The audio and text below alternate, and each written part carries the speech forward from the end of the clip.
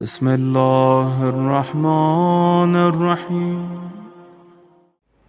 اب یہاں پہ سنن نبی داؤد سے میں آپ کو حوالہ پیش کرنے لگا ہوں کہ ابی بن کعب فرماتے ہیں کہ حضرت عمر بن خطاب نے مجھے حکم دیا کہ میں رمضان شریف کی رات میں نماز، اور بریکٹ میں لکھا ہے تراویح، نماز پڑھاؤں۔ عربی عبارت میں تراویح نہیں ہے، تو یہاں پہ بریکٹ میں انہوں نے لکھا ہے تراویح پڑھاؤں۔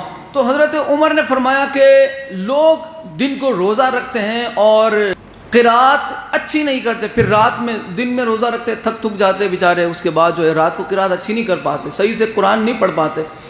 تو انہوں نے کہا کہ تو قرآن مجید کی رات کو تلاوت کریں تو اچھا ہے۔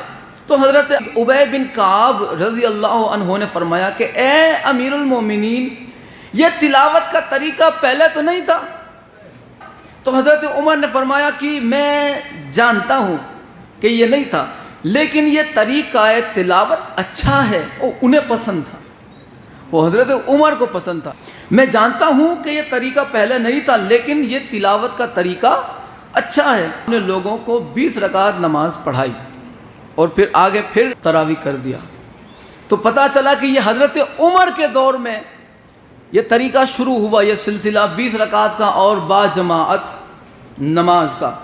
اب یہاں پہ شرح صحیح مسلم میں علامہ غلام رسول سعیدی صاحب نے یہاں پہ آپ دیکھیں کہ اتنی وضاحت کر دی کہ جس کے بعد کچھ کہنے سننے جیسا ہے ہی نہیں۔ یہاں پہ صفحہ نمبر 540 میں کہتے ہیں کہ اور حضرت عمر رضی اللہ عنہ جو تمام رمضان میں با جماعت تراویح کو رواج دینے والے تھے، وہ سب سے پہلے جس نے نماز تراویح کو جمع کر کے ایک بندے کے پیچھے با جماعت شروع کروایا، وہ حضرت عمر تھے۔ یہ رسول اللہ کے زمانے میں نہیں تھا، یہ حضرت ابو بکر کے زمانے میں بھی نہیں تھا، ٹھیک ہے۔ تو یہاں پہ صحابہ کرام سے فرماتے تھے یہ کہ یہ با جماعت تراویح اچھی بدعت ہے، نعم البدعۃ ھذہ، اچھی بدعت ہے، مگر اس وقت تم سوتے ہو اور بہتر ہے کہ تم اس وقت پڑھ لیا کرو، اس وقت سوتے ہو تو ابھی تم نماز پڑھ لو، لیکن افضل وقت وہی ہے، افضل وقت وہی ہے جو رات کا آخری حصہ ہے۔ یہ نماز تراویح نہیں تھی، یہ نماز شب تھی، نماز تہجد جسے کہا جاتا ہے، یہ وہ نماز تھی۔ اور پھر فرماتے ہیں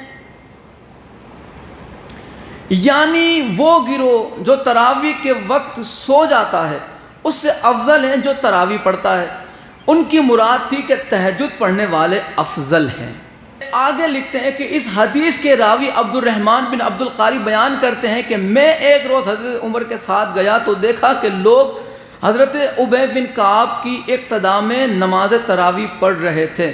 اب یہاں پہ اس روایت کا آخری جو حصہ ہے وہ یہ ہے کہ علامہ عینی اس کی شرح میں لکھتے ہیں کہ اس سے معلوم ہوتا ہے کہ حضرت عمر ہمیشہ جماعت کے ساتھ تراویح نہیں پڑھتے تھے، اور ان کی رائے یہ تھی کہ گھر میں نماز پڑھنا افضل ہے، خصوصاً آخر شب میں، رات کے آخری حصے میں۔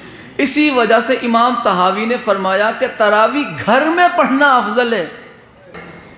اسی شرح مسلم میں لکھتے ہیں کہ رسول اللہ صلی اللہ علیہ وآلہ وسلم کی حدیث اور حضرت عمر کے اثر سے یہ بات واضح ہو گئی کہ نوافل میں اصل یہی ہے کہ وہ انفرادی طور پہ گھر پر ہی پڑھی جائے، الگ الگ بندے پڑھے لیکن گھر پہ پڑھے، یہ افضل ترین۔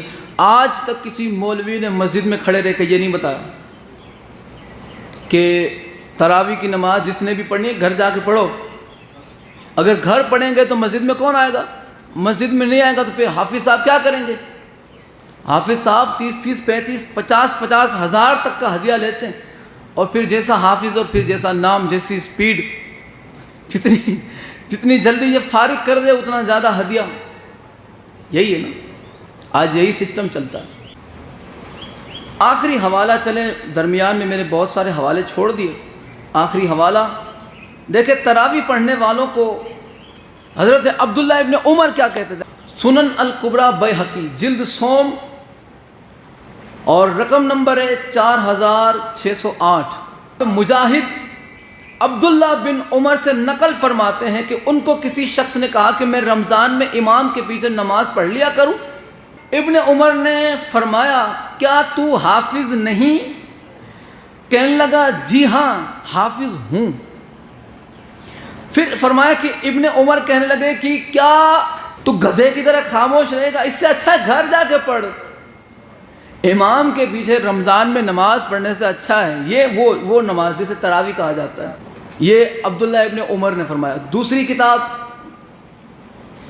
کتاب بھی ملاحظہ فرمایا، مصنف عبد الرزاق جلد 3 رقم نمبر 7742 اور 43 دو روایتیں۔ یہاں پر بھی مجاہد بیان کرتے ہیں کہ ایک شخص حضرت عبداللہ بن عمر کے پاس آیا اور بولا کہ میں رمضان میں امام کے پیچھے بریکٹ میں لکھا ہوا ہے تراویح کی نماز ادا کرتا ہوں۔ تو حضرت عبداللہ بن عمر نے دریافت کیا، پوچھا کہ کیا تم قرآن کی تلاوت کرتے ہو؟ اس نے کہا جی ہاں۔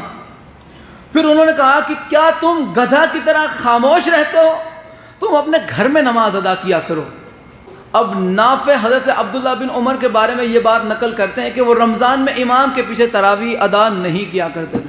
حضرت عبداللہ ابن عمر نہیں پڑھتے تھے، حضرت عمر نے شروع کروائی جماعت کے ساتھ، یہاں پہ حضرت عبداللہ ابن عمر نماز پڑھتے ہی نہیں تھے ان کے پیچھے۔ مصنف ابن ابی شیبہ جلد 2 رقم نمبر 7797 فرماتے کہ حضرت مجاہد فرماتے کہ ایک آدمی نے حضرت ابن عمر سے سوال کیا کہ میں رمضان میں امام کے پیچھے تراویح پڑھتا ہوں، یہ ٹھیک ہے؟ انہوں نے فرمایا کہ کیا تم گدھا کی طرح منہ اٹھا کر کھڑے رہتے ہو؟ حضرت عبداللہ ابن عمر نے تراویح پڑھنے والوں کو کیا فرمایا؟ گدھا۔ ان کی مثال گدھے کی سی ہے جو منہ اٹھا کے کھڑے رہتے ہیں۔ آپ قرآن کی تلاوت نہیں کرتے۔ یہ نماز رسول اللہ کے زمانے میں نہیں تھی، نہ حضرت ابو بکر کے زمانے میں تھی، نہ حضرت عمر کی خلافت کے شروع کے دور میں، یہ ایجاد کی گئی۔